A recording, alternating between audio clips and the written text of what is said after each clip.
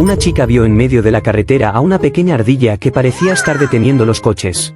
Detuvo su coche con mucho cuidado y grabó la escena. Pensando que la ardilla tenía hambre, la llevó a un lado del camino.